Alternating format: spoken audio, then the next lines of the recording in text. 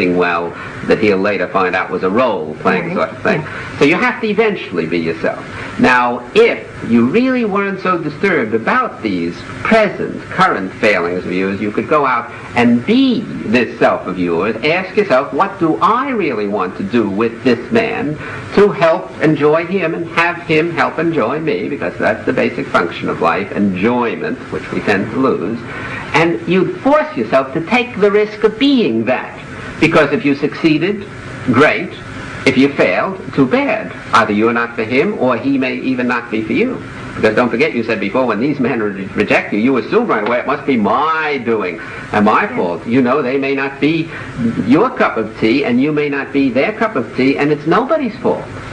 It's just true incompatibility. Well, it could be, yes. You see. Yeah. So if you would really accept yourself as you are, and then force yourself, and if you were one of my regular patients, I would give you this homework assignment and then check up on you to see whether you could force yourself to open your big mouth and be you for a while, even though it hurt with these males.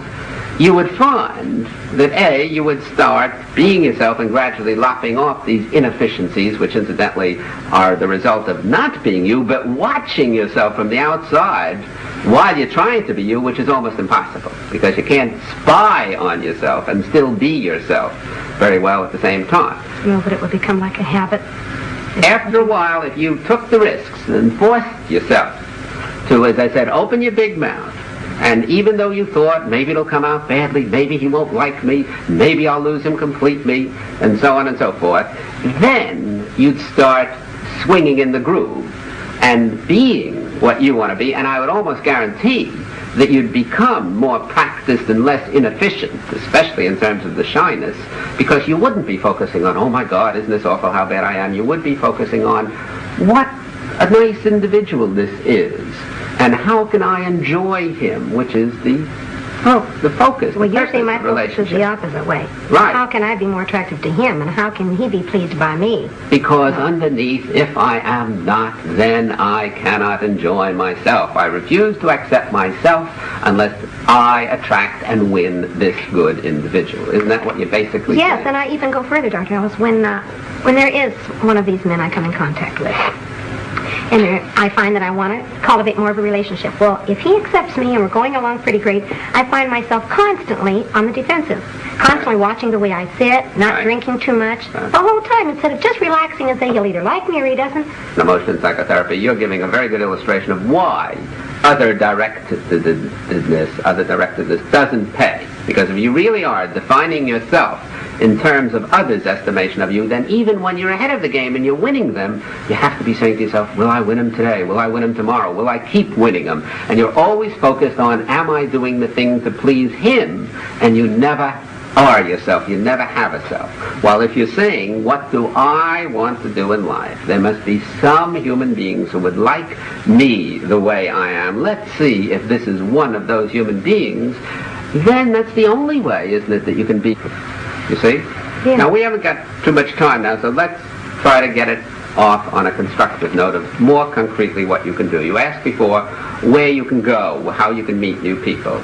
I'd say that, I don't know this particular area, but it's almost any place. If you could do what we are talking about, really take risks and focus on what you want out of life, and on the fact that it's going to take time, which unfortunately it does, and it is not awful, and you're not awful while it's taking that time, then you can leave yourself open unshyly to all kinds of new encounters. And these encounters can take place on buses, while waiting for a streetcar, if they have streetcars in this area, at cocktail parties, anywhere. You can talk to people who look eligible. You can ask your friends to get you eligible males, and so on.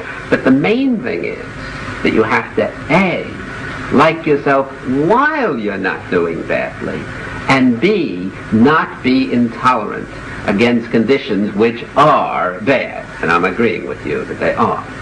Now, as I said, I would give you, if you were a patient of mine, the homework assignment of deliberately, very deliberately going out and getting yourself into trouble. In other words, taking the most eligible males you can find at the moment and forcing yourself, risking yourself to be you. Are you saying even if it were like if I went into a doctor's office to start a conversation with him because he was attractive to me, or he appealed to me. Right. I'd even go so far as to starting out a conversation with him, a personal one. Why not? If he's an eligible individual, any kind of an eligible individual. Well, I even feel in- you accept that, but that seems awfully brazen or something. Well, let's suppose it is brazen. What have you got to lose? The worst he can do is reject you, and you don't have to reject you if you were thinking along the lines that we've been 25 minutes or so. You see? Oh, yeah. Now, can you try to do that? I think so. It sort of gives me a spurt to go out and see. You're right, that's all I can do is be rejected. Right. And that leaves you intact. It just leaves you, unfortunately, not for the moment, getting what you want.